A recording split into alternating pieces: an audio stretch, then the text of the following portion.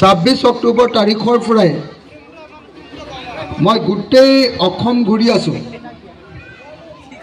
ঘূৰি ঘূৰি মিটিং কৰি আছোঁ আৰু একদিনো মই ঘৰলৈ গৈ ঘৰত হোৱাগৈ নাই। মানুহক খালি এটাই কৈ আছোঁ যে 2026 চনৰ বিধানসভা নিৰ্বাচনত হিমন্ত বিশ্ব শৰ্মাৰ নেতৃত্বাধীন বিজেপি চৰকাৰক আমি ব্ৰহ্মপুত্ৰত দলিয়াই পেলাব লাগিব।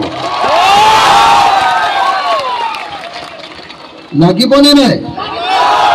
লাগিবনে নাই? এই চৰকাৰখন একদম বেয়া চৰকাৰ। এতিয়ালৈকে অসমত হোৱা আটাইতকৈ বেয়া চৰকাৰখনৰ নামে হিমন্ত বিশ্ব শৰ্মাৰ চৰকাৰ।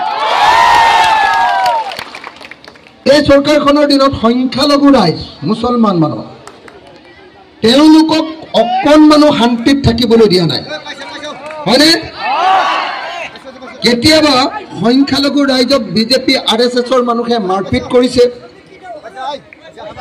কেতিয়াবা বাংলাদেশী বুলি কাণত ধৰাইছে, কেতিয়াবা আকৌ এই ভগনীয়া কি কয় নদী ভগনীয়া মানুহবিলাকে যদি ক'ৰবাত চৰকাৰী মাটিত বসবাস কৰিছে সিহঁতৰ ঘৰবিলাক উচ্ছেদ কৰিছে, ভাঙি দিছে, হয়নে নহয়?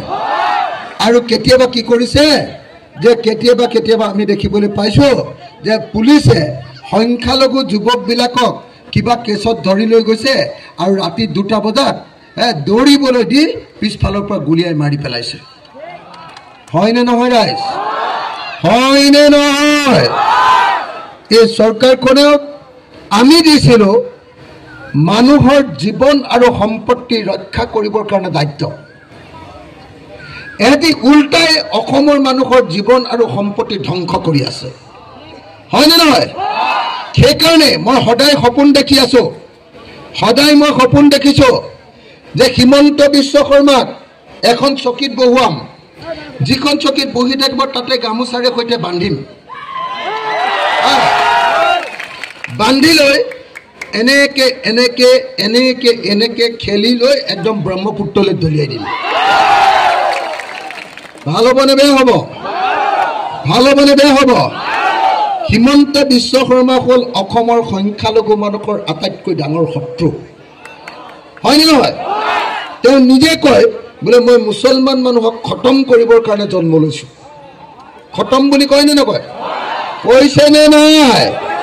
গতিকে 1 নম্বৰ কথা যে 2026 চনত বিজেপি চৰকাৰক আমি ব্ৰহ্মপুত্ৰত দলিয়াই পেলাব লাগিব।